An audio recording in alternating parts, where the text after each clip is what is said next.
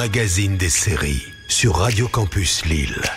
Mère Grand, félicitations. Remarquable réalisation, cher Steve. Tout à fait extra. Merci, Mère Grand. Ne me dis rien, non, ne me dis rien.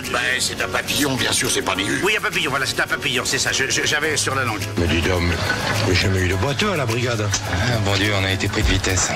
Et qui ça peut être, ça? C'est ce qu'il faut trouver. Bah, écoute, c'est très bien. Ici, tout de même, on a les facilités américaines. Tu comprends? Un décor royal, un luxe intégral, des dressing rooms, des bowling, des shopping centers. Cependant, vos goûts en littérature sont très curieux.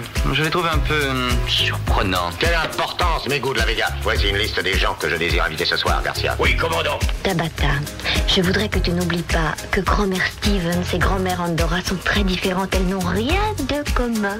Ça fait 3 jours que je t'ai pas vu. Tu fais exprès? Ce soir, je t'invite à dîner. Non, j'étais venu dire un petit bonjour, lieutenant Kramer. Excusez-moi. Merci, monsieur Manix. Retrouvez les séries cultes des années 60, 70, 80 dans le magazine des séries.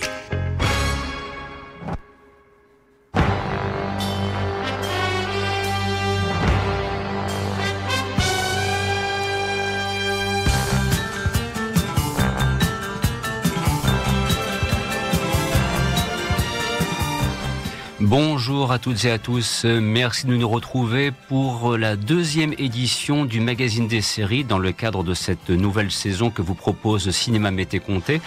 Et une fois par mois, nous laissons la place au petit écran, d'où cette donc seconde édition du magazine des séries. Christophe Dandan au micro et je serai accompagné aujourd'hui par Pierre Godon, Dominique Candeille et Christophe Villard. Nous sommes ensemble pour 1 heure jusqu'à 15h.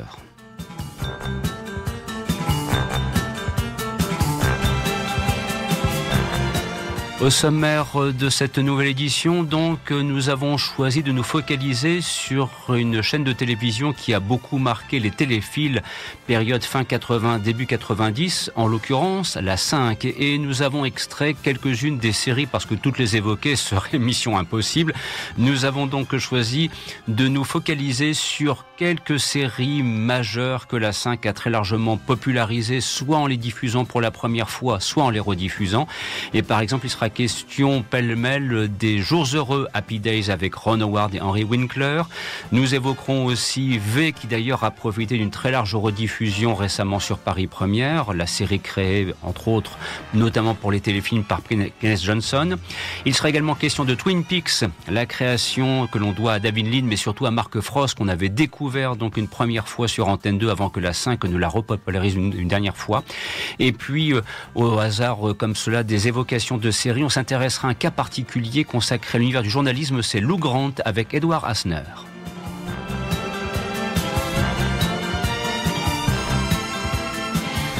Toutefois, de ne pas oublier aussi que les séries télévisées, fort heureusement, bénéficient encore d'éditions en DVD. Un grand merci, un grand coup de chapeau à Elephant Film.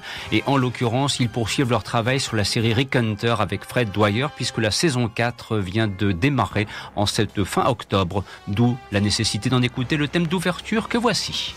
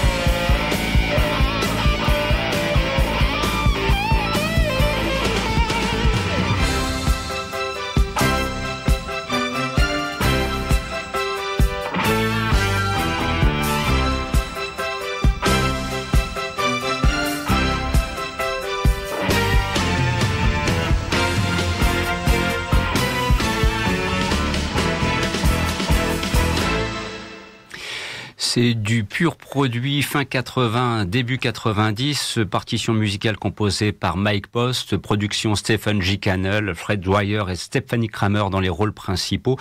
Voilà, c'était Rick Hunter. On avait l'impression, en écoutant cette musique, d'être revenu dans les bons jours de TF1 le dimanche après-midi. Voilà, c'est une série qui, quelque part, a profondément marqué les esprits à l'époque. Et c'est vrai que Elephant Film se charge de proposer une édition en DVD depuis déjà maintenant un bon moment. Sur ce, autour de la table, tout le monde est enfin au rendez-vous, n'est-ce pas? Parce que, bien évidemment, on s'inquiétait. Hein. Tu avais déjà, Christophe, des applaudissements de rigueur qui étaient prévus si tu étais arrivé après le début de l'émission. Ça s'est joué de peu. Bonjour Christophe. Bonjour Christophe. À tes côtés, Dominique Candeil, que j'ai grand plaisir à retrouver pour cette édition du magazine des séries. Bonjour Dominique. Bonjour à tous. Eh bien, quel plaisir de revenir aussi dans cette émission. C'est reparti donc pour de nouvelles aventures. Toi qui as participé aux premiers épisodes, aux premières saisons du magazine des séries, c'était il y a longtemps, très longtemps, dans une galaxie lointaine, très lointaine. Transition toute trouvée, bien évidemment, pour saluer Pierre Godon, grand fan de Star Wars devant l'éternel. Bonjour Pierre. Bonjour Christophe, bonjour à toutes et à tous.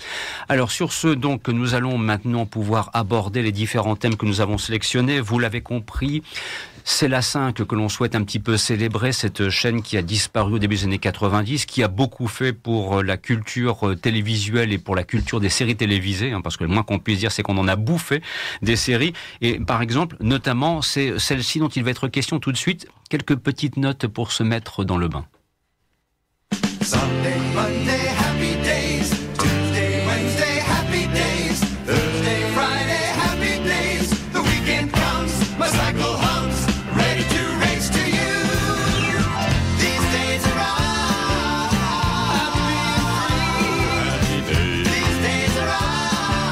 C'est bizarre, ça commence un petit peu à se trémousser sur les sièges. Hein, voilà, c'est vrai que c'est un générique singulièrement, comment dirais-je, revigorant. Enfin, ça enthousiasme tout de suite. Quoi, c'est de la bonne série télévisée. Les jours heureux, Happy Days. C'est du Pavlov, quoi. Tu entends les notes, donc c'est bon.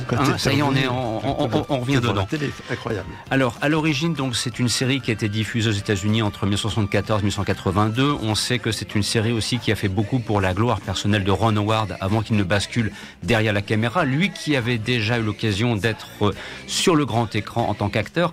Et c'est là, Pierre, qu'il y a une petite anecdote qu'il faut glisser parce qu'il y a un pont qui s'établit entre le film American Graffiti, Ron Howard, et puis d'ailleurs ce qu'aurait dû être déjà Les Jours Heureux, puisqu'il y a un premier pilote qui avait été tourné avant la sortie d'American Graffiti. Donc il y a une petite histoire dans l'histoire qui mérite d'être racontée maintenant. Exactement. Donc un pilote avait été tourné en 1970.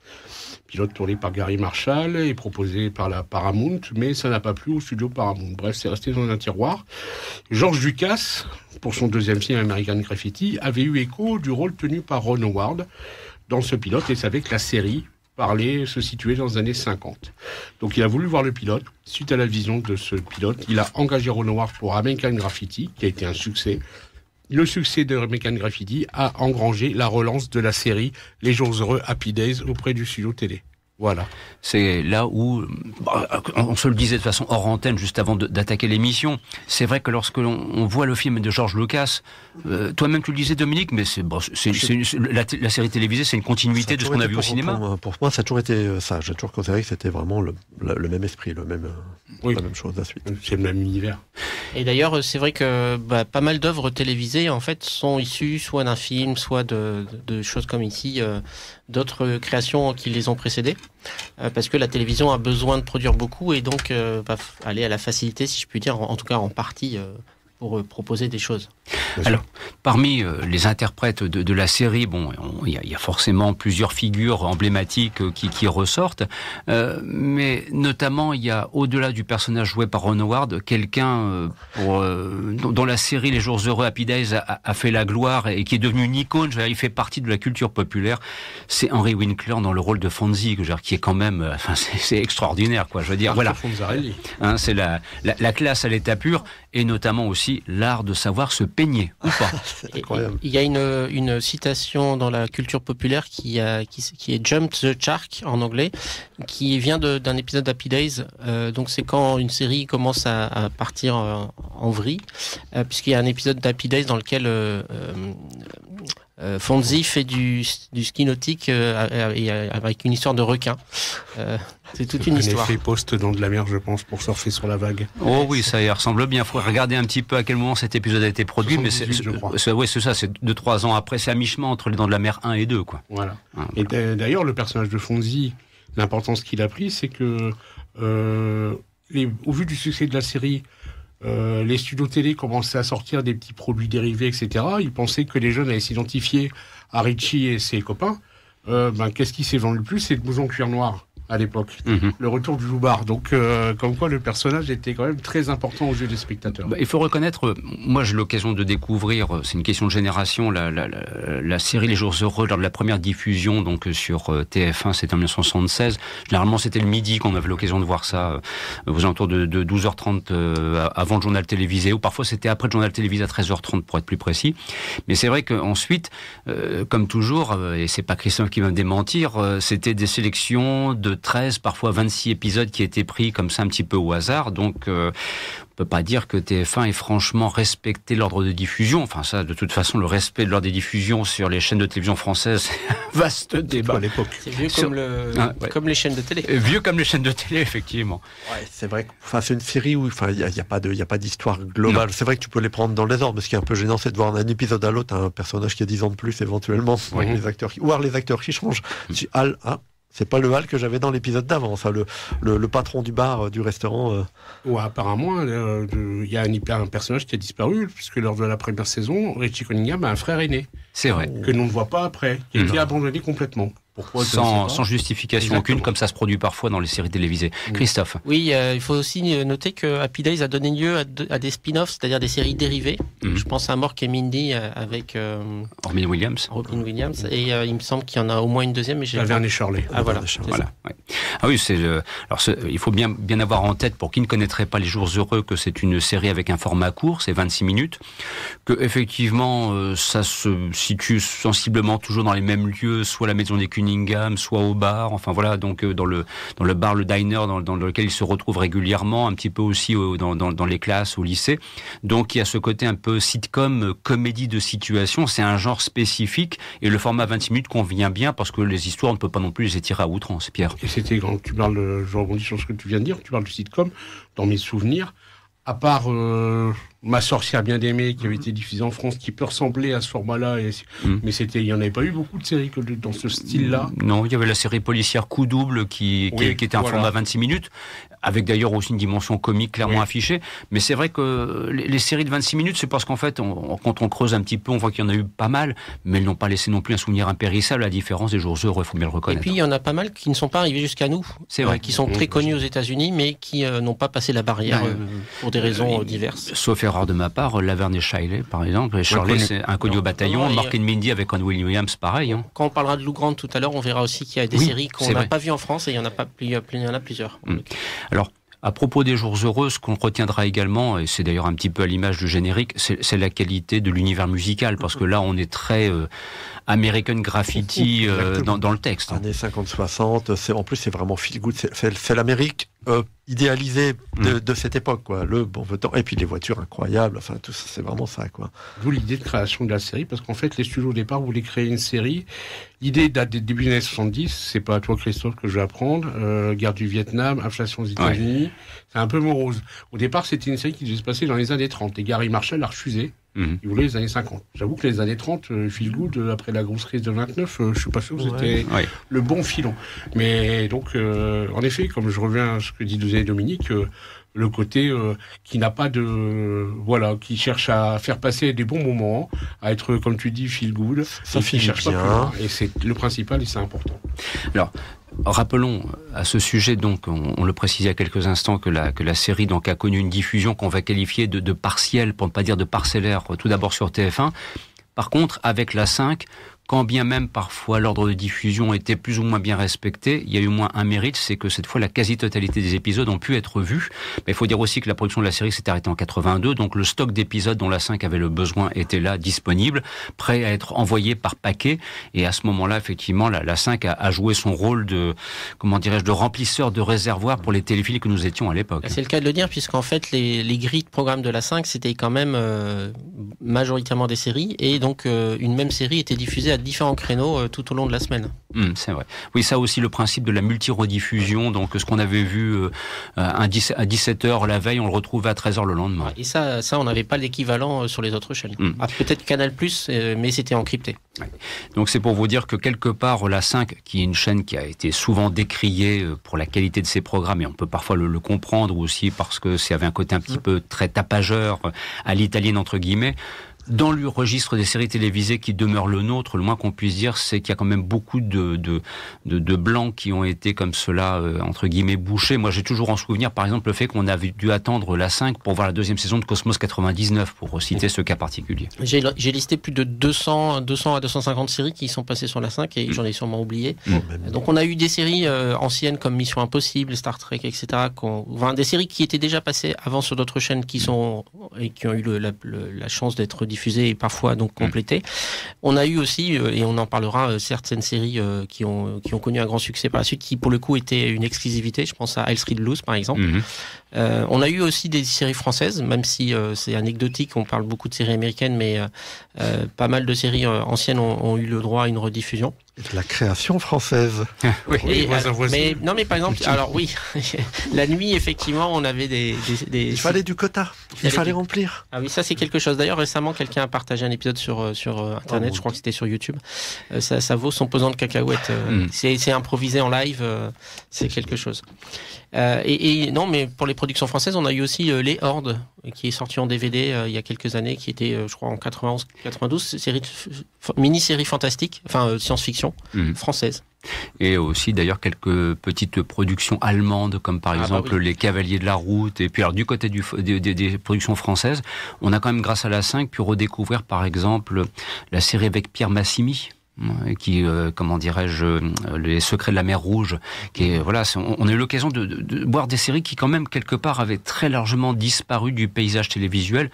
Voilà, donc à propos de la 5 qui est un petit peu notre fil conducteur dans le cadre de cette édition du magazine des séries, voilà, on essaie de la célébrer honorablement. On n'ignore pas qu'il y avait des choses qui n'étaient pas très intéressantes, on est bien d'accord, mais dans le registre des séries télévisées, le moins qu'on puisse dire, c'est qu'à l'époque, les téléspectateurs ont été gâtés. Les séries, mais au niveau cinéma, il y a pas mal de films aussi. Je me souviens, je me suis refait l'intégrale des Star Trek, qui ont diffusé pratiquement une semaine. Quoi. Tu cites Star Trek pour les films, la série télévisée, la totalité des épisodes, enfin, c'est grâce à la 5 qu'on a pu les découvrir. Et puis, c'est surtout, là, on n'en parlera pas ici, mais les dessins animés japonais, où là, il y a eu une manne très riche qui venait compléter ce qui pouvait être proposé sur TF1 en particulier. Voire parfois aussi des découvertes comme la série Riptide par exemple, puisque j'évoquais en préambule, en introduction, les séries éditées par Elephant Film.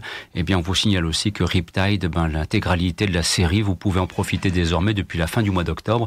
Et il faut reconnaître que le travail de remasterisation est remarquable. Voilà, je suis très surpris par la qualité de l'ensemble. Ça vaut vraiment le coup d'œil. Voilà donc première évocation, on part un petit peu dans quelques directions autres que les jours heureux, mais enfin c'est peut-être aussi un petit peu à l'image de ce que nous ressentons là. Nous sommes heureux, c'est un bon samedi comme on les aime. Voilà, donc on partage avec vous les jours heureux de la télévision comme on l'apprécie. Alors maintenant, on va être un petit peu plus sérieux parce qu'on va parler de ceci.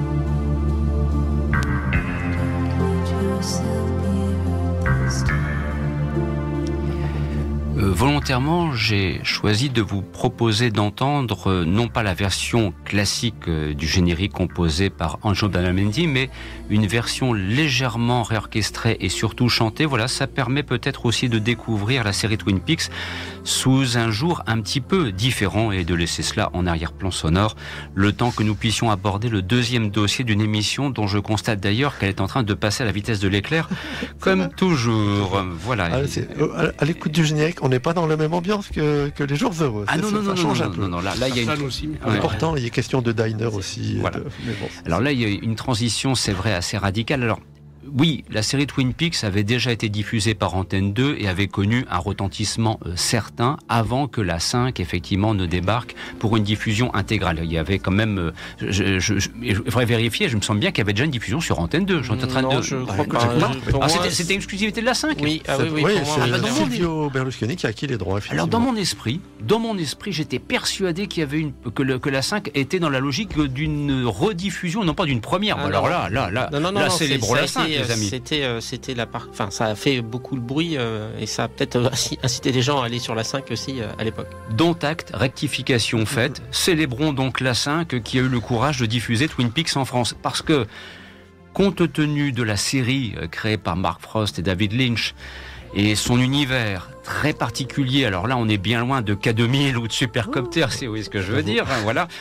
Qui a tué Laura Palmer, qui est le point de départ donc de la mission de l'agent Dale Cooper. Enfin, là, Dominique, on rentre, tu le disais à l'instant, dans un registre beaucoup plus glauque, mais surtout très personnel, où d'ailleurs ça a animé des débats extraordinaires, notamment pour répondre à la question qui a tué Laura Palmer. Oui, parce que moi, la première fois que j'en ai entendu parler, effectivement, dans tous les magazines, télé, etc., même sur les autres chaînes, on annonce cette série qui avait déjà eu du succès aux États-Unis. C'est un nouveau genre de série, mais tout le monde en France, on essaie de comparer. On disait tel personnage, on essaie de comparer à Dallas ou à Dynasty, à d'autres séries comme ça, en disant tel personnage c'est la méchante, lui c'est le mystère, etc. Et quand le premier sort de diffusion, on s'est tous pris une claque, je pense. Surtout moi, je m'en suis toujours pas remis, parce que confidence, j'ai vu la série à l'époque sur la 5, etc. Je ne l'ai jamais revu un seul épisode depuis. Je suis toujours parmi, je n'ai même pas regardé la fameuse 3e saison qui a apparu, je suis toujours parmi des 2 premières saisons. Donc c'est pour vous dire à quel point ça a marqué la télé française et mondiale, je pense, mais aussi certains titres personnels, quoi. Il faut reconnaître que c'est une véritable œuvre télévisuelle. Là, on quitte le registre des créations télévisuelles qu'on va qualifier un petit peu faciles. Je pense notamment, je sais pas pourquoi, quand je pense facile, je pense tout à Glenn Larson. Vous voyez ce que je veux dire ? Voilà, je pense les productions, efficace. Voilà, les productions efficaces, basiques, droit au but, voilà, auxquelles la 5 très largement avait donné le temps d'antenne nécessaire. Là, avec Twin Peaks, on a quand même affaire à une œuvre télévisuelle qui demande de la disponibilité parce qu'il y a une vraie démarche cerveau disponible. Voilà, c'est ça. Oui, c'est un peu de notre faute aussi. C'est vrai que nous, on était gamins le week-end, on n'avait pas Internet, on n'avait pas. Voilà, on était prêt à passer des heures devant la télé en disant balancez-nous des trucs. On veut voir des gens qui sautent, des explosions, etc. Des gens qui sont autour d'une tasse à café dans un bar et c'est pendant une demi-heure. Ça ne nous intéresse pas. Et puis, on s'est pris ça et c'est ça. Donc, David Lynch, oui, effectivement, je vais pas le présenter, mais là, il sortait de Blue Velvet, entre autres, et il avait un projet. Ils avaient déjà prévu des projets avec Mark Frost, qu'on connaît un petit peu moins. Ça n'a pas suivi. Et puis, ça tombe bien. Ils ont l'idée en mangeant dans un restaurant. Je suis sûr qu'au dessert, il y avait café chocolat et une part de tarte, forcément, pour ceux qui ont référence. Il y a plein de projets sont nés comme ça.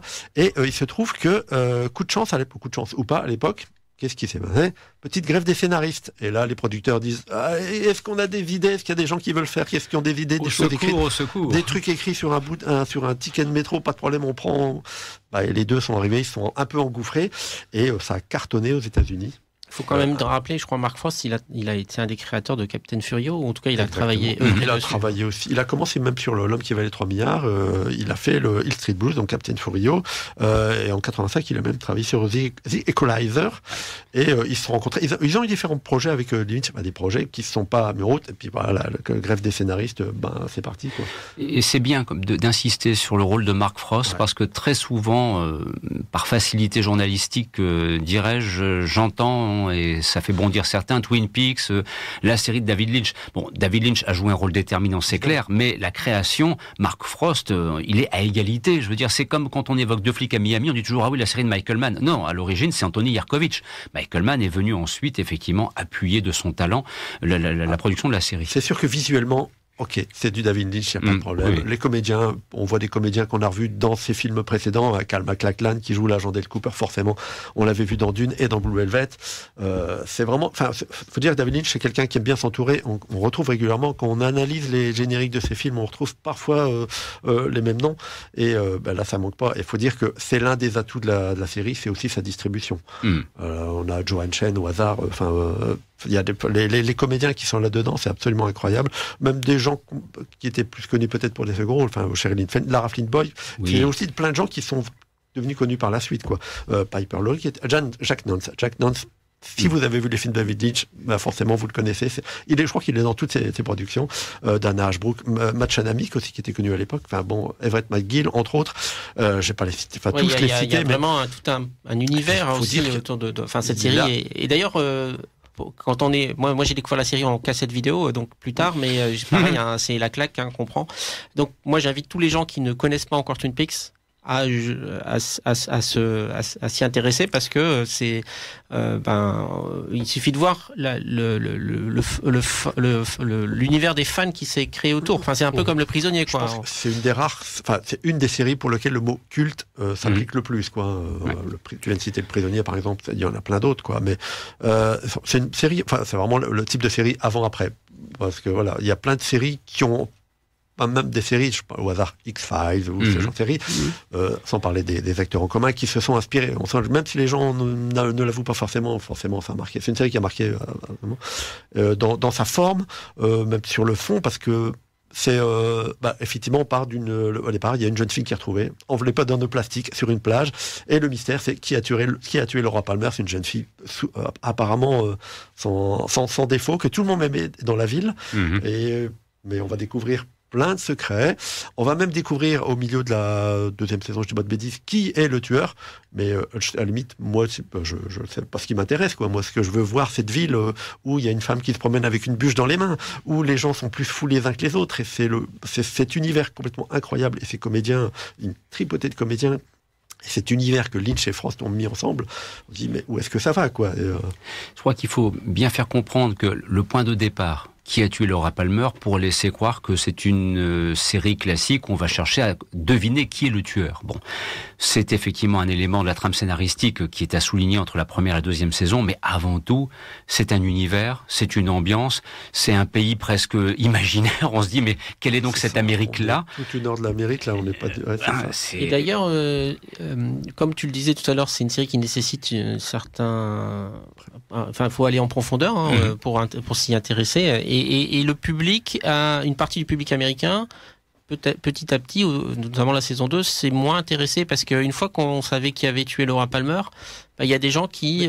partout, même dans tous les autres pays, même en France, il y a beaucoup... l'audimat a baissé nettement, mais tu disais qu'il fallait être préparé à se mettre... Moi, en fait, je me laissais bercer, quoi. Je me souviens parfaitement que... Alors, ça passait le vendredi soir ou le dimanche soir, si j'ai pas de bêtises. Moi, j'enregistrais parce qu'au début, ça passait... La 5 a essayé de diffuser, de transformer un peu, diffuser les épisodes en 90 minutes, donc de joindre 2 épisodes.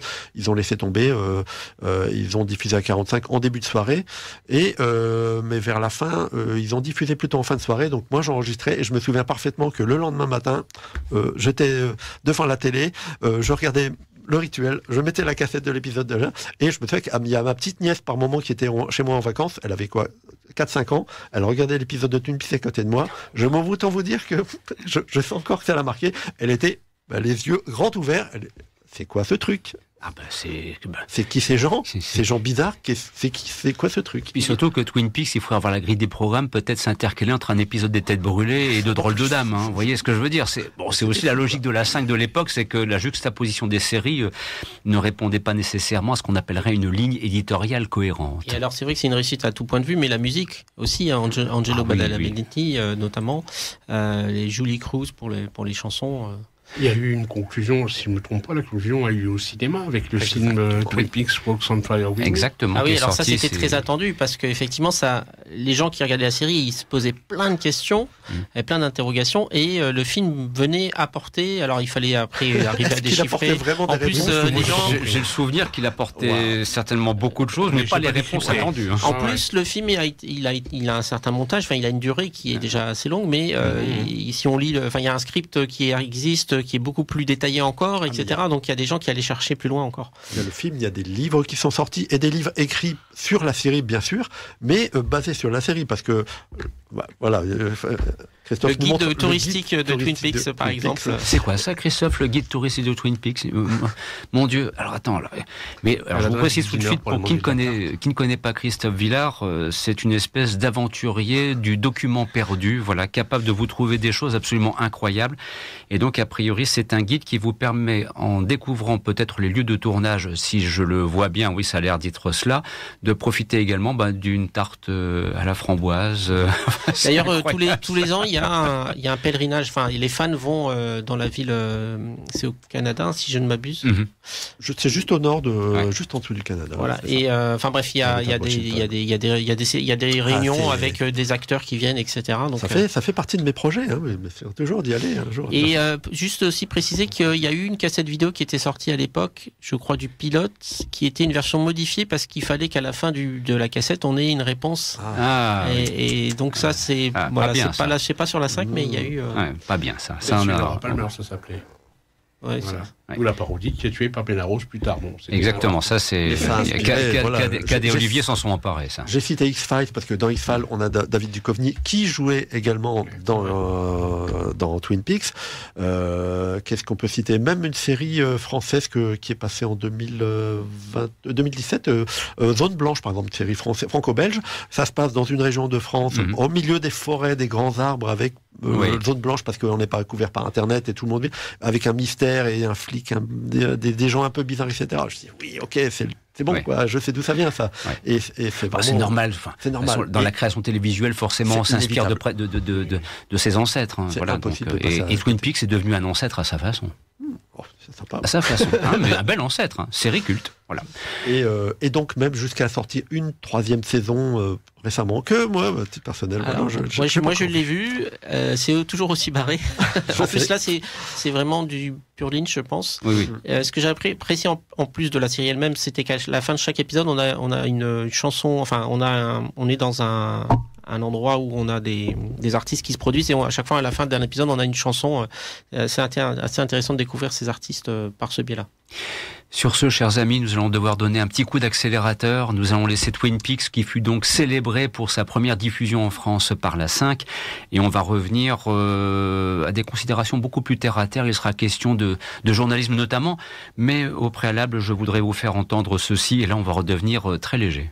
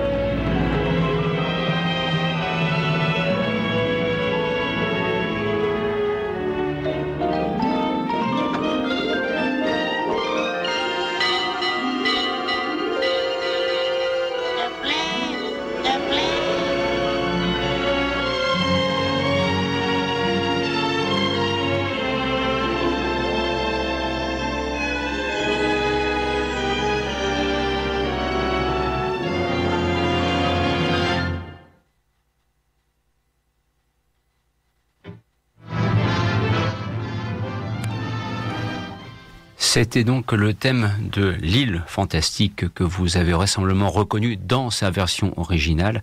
Ceci aussi pour vous signaler que la saison 7 de l'île fantastique poursuit son édition en DVD, là aussi chez les fonds de films que nous citons beaucoup, mais ils font un travail remarquable, donc il est normal de le mettre en valeur. Et donc depuis le 6 novembre dernier, le premier volume de la saison 7 est disponible pour qui le souhaite et profiter des aventures donc de Monsieur Rourke et de Tatou. Voilà, donc ça c'est l'île fantastique et c'est pour cela que je souhaitais vous faire entendre ce thème. Alors sur ce, maintenant on va revenir, donc je le disais à l'instant, à des considérations beaucoup plus sérieuses, parce que parmi les séries, alors là, j'en suis sûr, qui ont tout d'abord été diffusées par Antenne 2 le dimanche après-midi, et ensuite très largement diffusées par la 5, il en est une, et je trouve là, Christophe, que tu as fait un très bon choix, si je peux me permettre cette expression quasi politique, n'est-ce pas ? Lou Grant avec Edward Asner, moi c'est vrai que c'est une série, la première fois que j'ai eu l'occasion de la voir, j'ai vraiment été fasciné à ma façon, parce que c'était le dimanche après-midi, que ça remplaçait les classiques Magnum ou autres Vegas avec Robert Urich. Cette plongée dans le monde du journalisme, vraiment ça m'a impressionné. Je trouve que c'est une série qui en plus de ça bénéficie même encore aujourd'hui d'une qualité d'écriture qui est assez remarquable, Christophe. Oui, alors moi c'est une série que j'ai découverte vraiment récemment, figurez-vous, mais effectivement son arrivée en France c'est en juin 85 sur Antenne 2. Et l'année d'après, donc sur la 5, elle va accompagner la 5 quasiment tout du long, parce que ça a été diffusé à plusieurs reprises. Et la dernière diffusion en France, c'est sur Série Club en 1997. Depuis, cette série est devenue introuvable. Et comme tu viens de le souligner, c'est une série qui vraiment mériterait, là, pour le coup, une sortie DVD, parce que on a affaire à une grande série. Dans les séries auxquelles je pense, on pourrait citer MASH, par exemple, puisque donc il s'agit ici d'une série dramatique. Alors, ce qui est intéressant, c'est de découvrir d'où cette série, comment elle est née. Eh bien, aux États-Unis, il y a une série qui s'appelle The Mary Tyler Moore Show, qui est une comédie, et donc une série une comédie de 26 minutes, un peu comme Happy Days, qui a connu plusieurs saisons, puisqu'elle a pas moins de 168 épisodes. Et dans cette série, on a un personnage qui s'appelle Lou Grant et qui va travailler au sein d'une chaîne de télévision. Et il est donc pour synthétiser, il est licencié à la fin de la série. Et donc dans la série Lou Grant, la série qui va suivre, cette fois il va arriver à Los Angeles et pour devenir le rédacteur en chef du Los Angeles Tribune. Et donc la série va connaître un grand succès puisqu'elle a eu 5 saisons, 114 épisodes. Ils ont, je crois, tous été doublés en français, même si Antenne 2 n'avait diffusé que des épisodes de la première saison. Et alors cette série, elle a eu énormément de prix aux États-Unis. Elle a été nominée 56 fois et elle a reçu 13 nominations aux Emmy Awards et aussi des Golden Globes. Enfin, meilleure série dramatique notamment pour 2 saisons. Bref, vraiment une grande série qui en France demeure, j'ai envie de dire, méconnue. Donc on va suivre dans cette série, comme je l'ai dit, le rédacteur en chef du journal, et donc on voit la vie d'un journal qui se passe à Los Angeles avec les rédacteurs, les reporters, etc. et beaucoup de sujets de société de l'époque. Donc je rappelle, parce que je l'ai peut-être pas dit, la série a été diffusée de 1977 à 1982 aux États-Unis. Et donc c'est une série qui va plaire parce qu'elle aborde les sujets de société de manière sérieuse. C'est une série dramatique.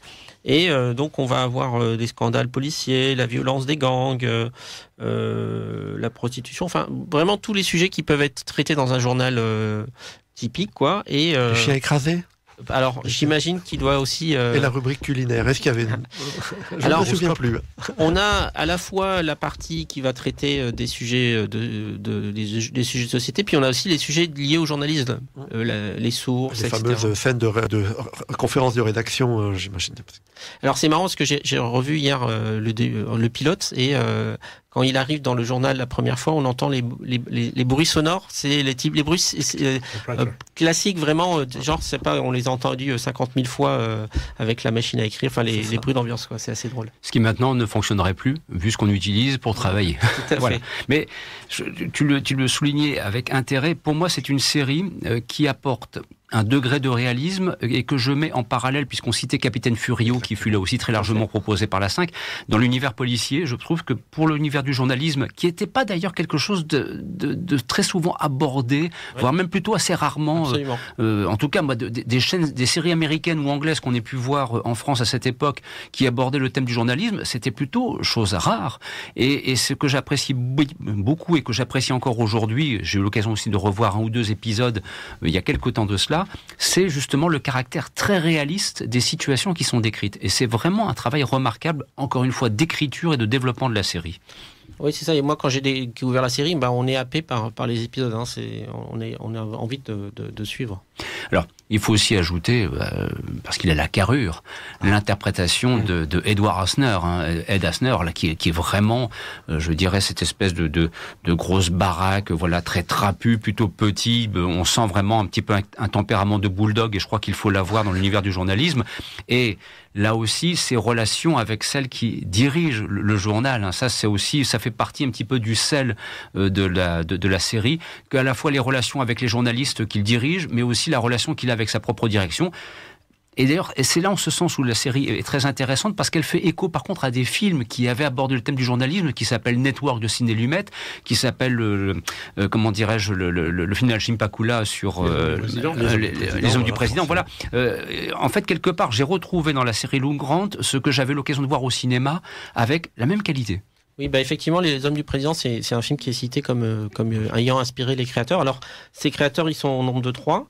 Alors, attendez que je retrouve leurs noms. On a James L. Brooks, Alan Burns et Jen Reynolds. Alors, ils ont travaillé donc sur le Mary Tyler Moore Show, qui a donné naissance à Lou Grant. Rhoda, qui est un spin-off. Alors, parce qu'on parlait des spin-offs de Happy Days, mais Mary Tyler Moore Show a donné lieu à 2 spin-offs.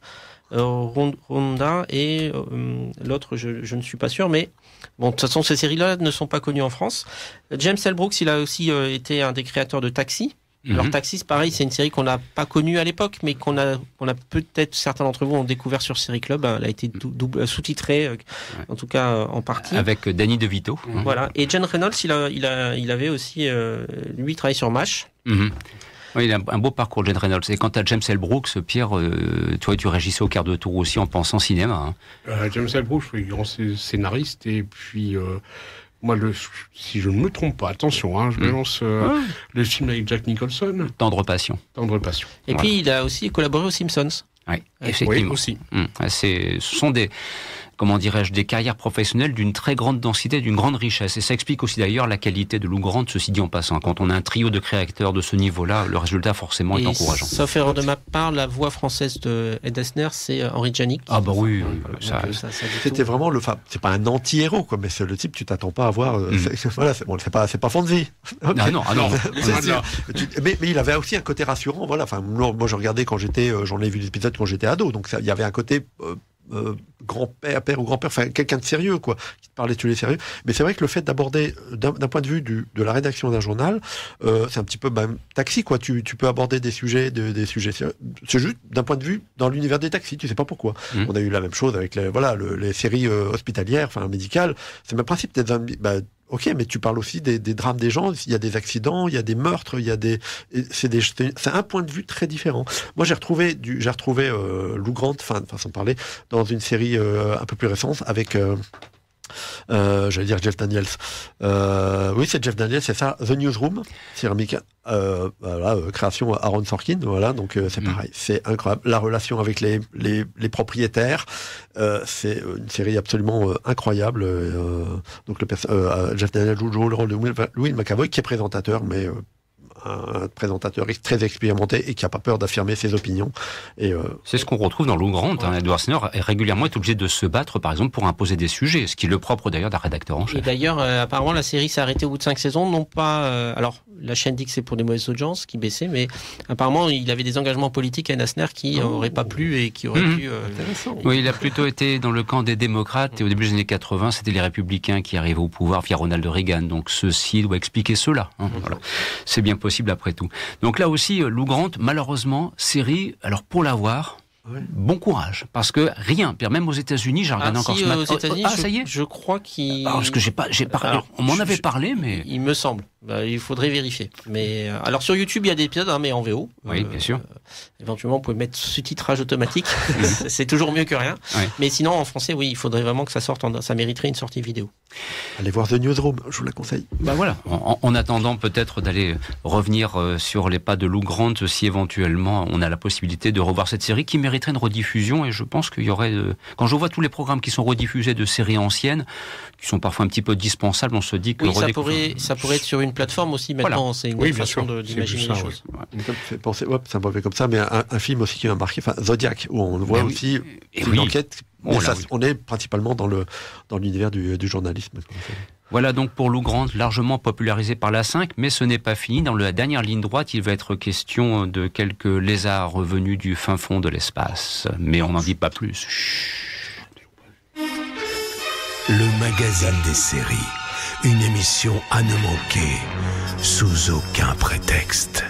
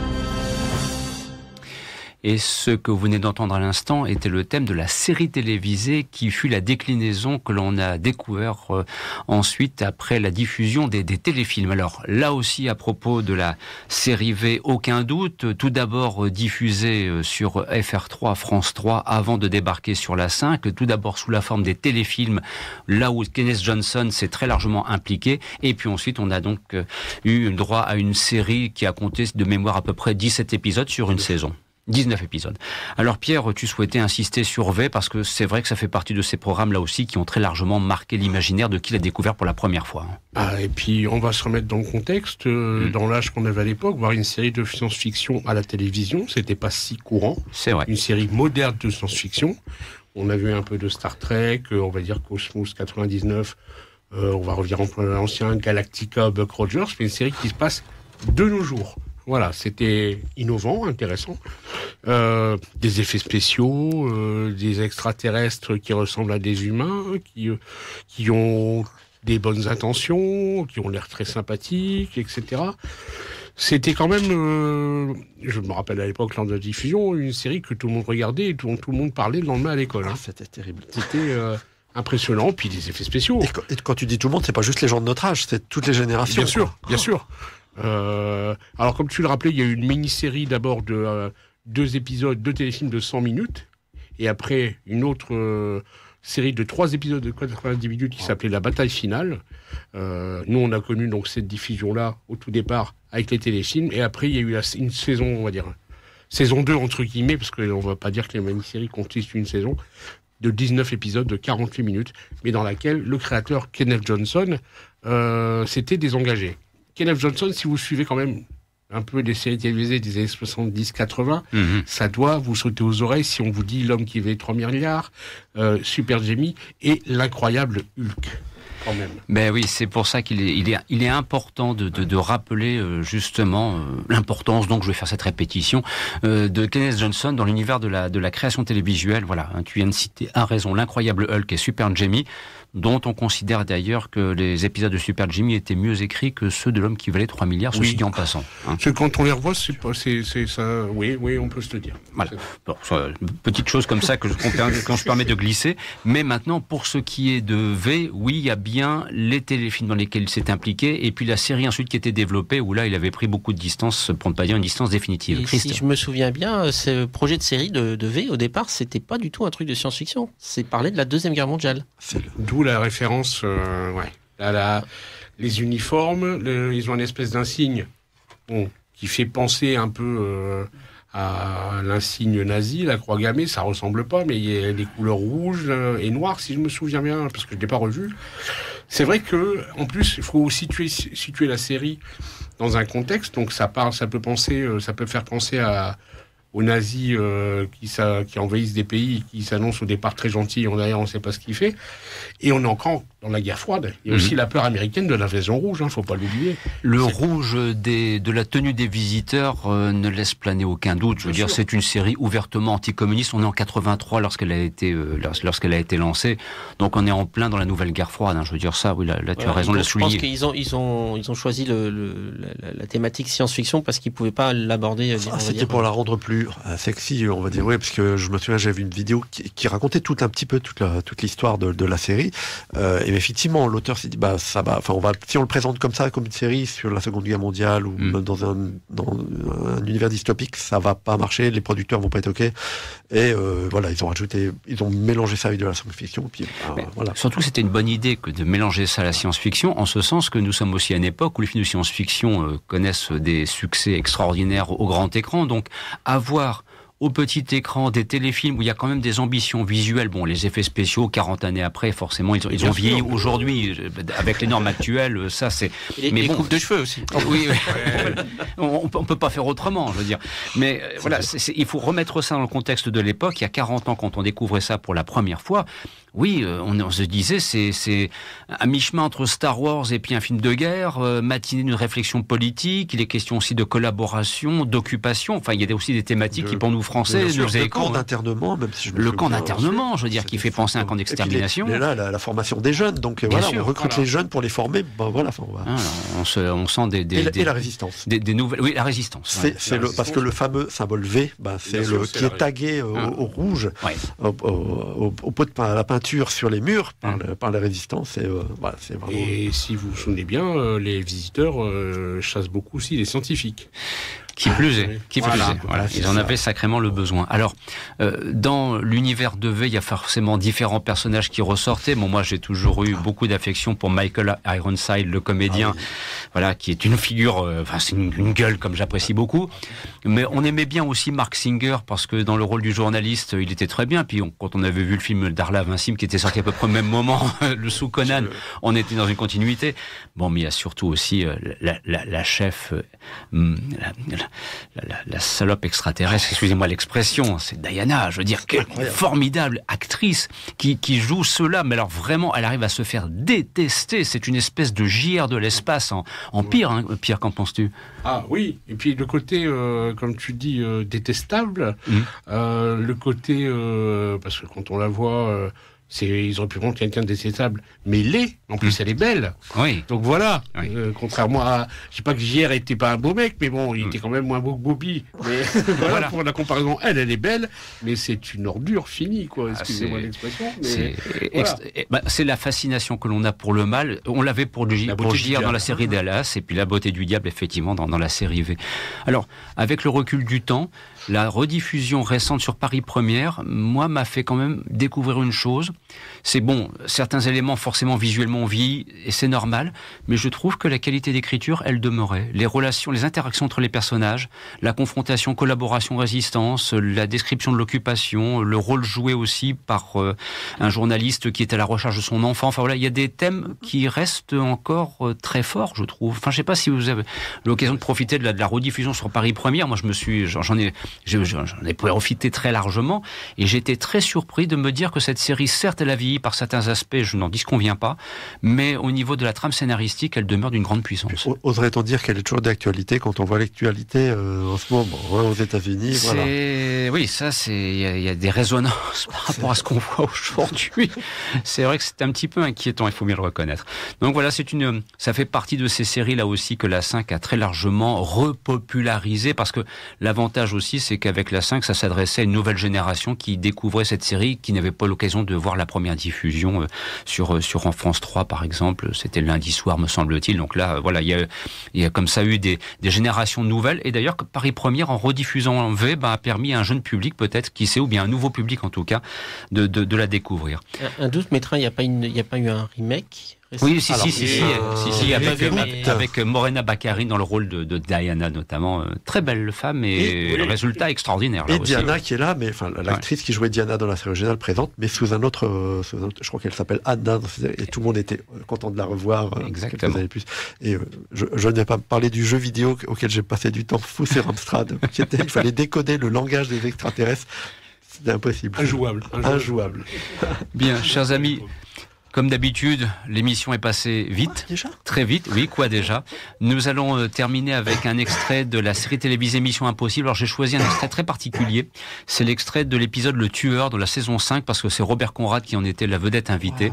Et il s'avère étonnant, voilà, diront certains. Et puis bon, vous savez, Mission Impossible est actuellement rediffusée par la chaîne Paramount Channel France. On est dans la saison 2 actuellement, donc la saison 5, patientez, ça finira par arriver au fur et à mesure des semaines. Un grand merci d'avoir été des nôtres. Christophe Dordain, Dominique Candeil, Christophe Villard et Pierre Godon vous accompagner pour cette deuxième édition du magazine des séries. On se retrouvera dans le courant du mois de décembre. Et puis la semaine prochaine, retour à Cinéma Mété Comté avec l'acte 2 consacré au compositeur Jerry Goldsmith. Merci pour votre fidélité et merci pour la qualité de votre écoute. Au revoir.